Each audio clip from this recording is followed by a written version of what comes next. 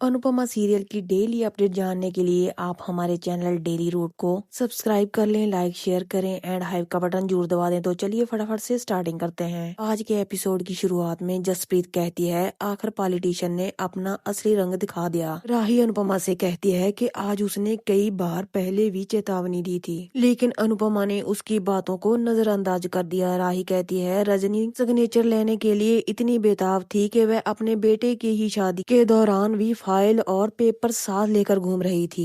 राही आगे बताती है कि मुझे और प्रेम को तो पहले से ही रजनी पर शक था। हमने मम्मी को सावधान किया था। प्रेम और राही सबको बताते हैं कि किस तरह रजनी ने चालाकी से सिग्नेचर हासिल किए। तभी रजनी सबके सामने अनुपमा पर बड़ा आरोप लगाती है। वह कहती है कि अनुपमा ने चौल गिराने के बदले पेंट हाउस की डिमांड की थी। वह अनुपमा के नए घर के पेपर्स दिखाती है। अनुपमा हैरान होती है। रजनी कहती है कि अनुपमा नहीं चाहती थी कि सच्चाई सामने आए, लेकिन अब सच सबको पता चलना चाहिए। रजनी सोचती है कि मुझे पता था कि चौल वाले उस पर आसानी से भरोसा नहीं करेंगे। मैं पूरी तैयारी के साथ आई थी। दूसरी तरफ लीला बाबूजी से अनुपमा के बारे पूछती है। बाबूजी बताते हैं कि किसी का भी फोन नहीं लग रहा। लीला डर जाती है और कहती है कि इसीलिए मैं अनुपमा को रोक रही थी। बाबूजी घबरा जाते हैं और अनुपमा के लिए प्रार्थना करते हैं। दूसरी तरफ अनुपमा रजनी से ड्रामा बंद करने को कहती है। अनुपमा साफ साफ इन आरोपों से इनकार करती है और कहती है कि जब मैं अनुज से अलग हुई थी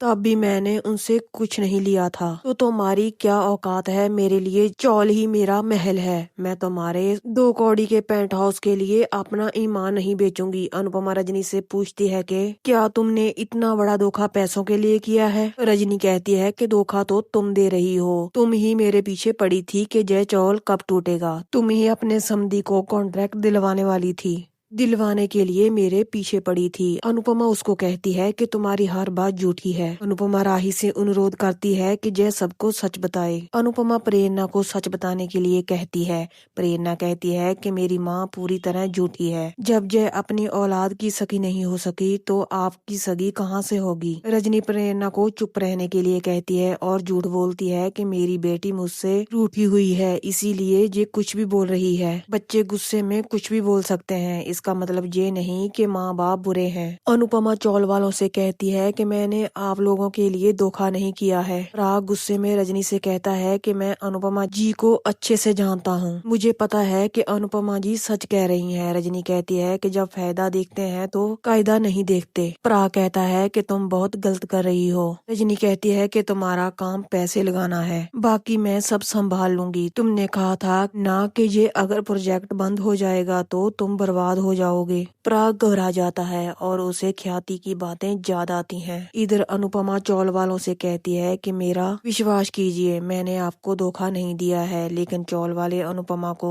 धोखेबाज कहने लग जाते हैं। अनुपमा हैरान होती है। रजनी बुलडोजर चलाने का इशारा करती है। बुलडोजर आगे बढ़ जाता है। सभी लोग घबरा जाते हैं। बुलडोजर रोकने के लिए कहते हैं। तभी अनुपमा बुलडोजर के सामने लेट जाती है। राही हैरान होती है। सभी लोग अनुपमा को उठने के लिए कहते हैं। प्राग भी अनुपमा से हटने के लिए कहता है। रजनी कहती है कि सरकारी काम में दखल मत दो वरना तुम्हें जेल हो जाएगी। अनुपमा कहती है कि इस बुलडोजर को मेरी चौल तक पहुंचने के लिए मेरे ऊपर से गुजरना होगा। मैंने कभी गलत नहीं किया और मैं कभी गलत नहीं होने दूंगी। राही और प्रेम अनुपमा को हटने के लिए कहते हैं। अब लोग अनुपमा से अनुरोध करते हैं कि पीछे हट जाओ। प्राग रजनी को यह बंद करने के लिए कहता है। रजनी कहती है कि अगर मैंने ये सब कुछ रोक दिया तो हमारा खानदान सड़क पर आ जाएगा। प्राग चौंक जाता है। रजनी अनुपमा को उठने के लिए कहती है। प्रेम प्राग से कहता है कि आप कुछ कीजिए। पहले आपको पता नहीं था क्या? लेकिन अब तो पता चल गया है, तो आप इस धोखेबाज औरत का साथ क्यों दे रहे हो? प्राग कहता है कि इसका क्या सबूत है कि अनुपमा जी सच कह रही हैं? प्रेम कहता है कि इसका क्या सबूत है कि रजनी सच कह रही है? प्रेम कहता है कि आज आप व्यवहार में भी कच्चे हो गए हो। प्राग बिल्डर से कहता है कि मामला बहुत गर्म है, अगर कुछ गड़बड़ हो गई तो सब फंस जाएंगे। रजनी मना करती है। वेल्डर कहता है कि हमारे पास कोर्ट का ऑर्डर है, इसे उठाकर साइड में पटक दो। तभी पराग गुस्से में कहता है कि ये कोई कचरे की थैली नहीं है, ये एक जीती जागती इंसान है। तभी चौल के सभी लोग बुलडोजर को वापस जाने के लिए कहते हैं। सभी लोग चिल्लाने लग जाते हैं। तभी बिल्डर बुलडोजर को वापस भेज देता है और अनुपमा को सब लोग संभालते हैं। बिल्डर कहता है कि आप सब लोगों ने सरकारी काम में बाधा डाली है, आपको इसका अंजाम बहुत बुरा भुगतना पड़ेगा। अगली बार मैं पुलिस के साथ आऊंगा। चौल वाले उसे जाने के लिए कहते हैं। दूसरी तरफ मोटिवा ख्याति को घर की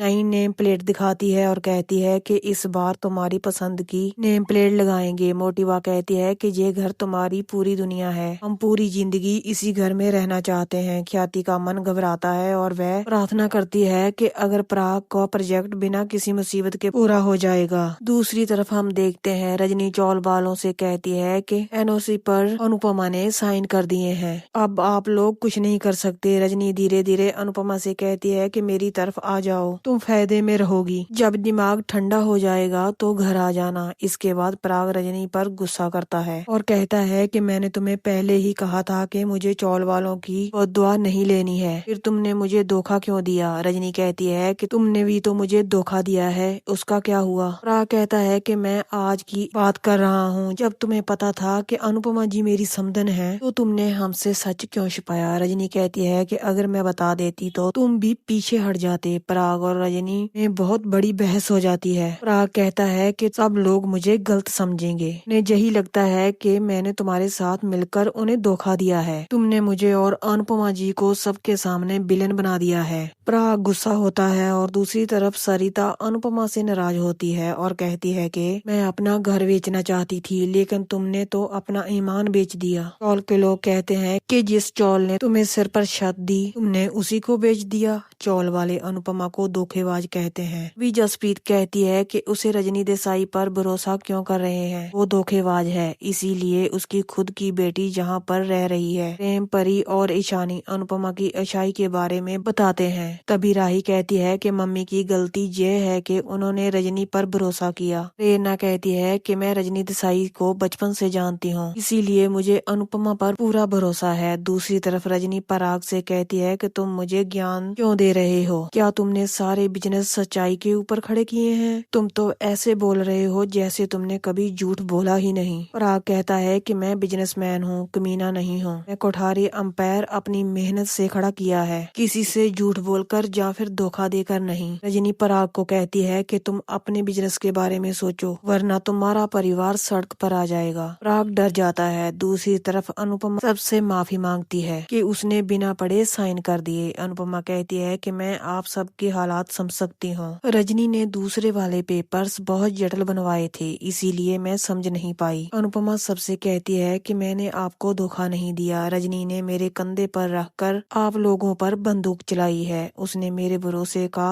और भारती का फायदा उठाया है। सभी परेशान होते हैं। दोस्तों, इसी के साथ इस एपिसोड का एंड हो जाता है। सबसे पहले अनुपमा की डेली अपडेट जानने के लिए आप हमारे चैनल को सब्सक्राइब कर लें और हाइप का बटन जरूर दबाएं। आपको आज का एपिसोड कैसा लगा कमेंट करके जरूर बताना। तो मिलते हैं नेक्स्ट एपिसोड की अपडेट के साथ।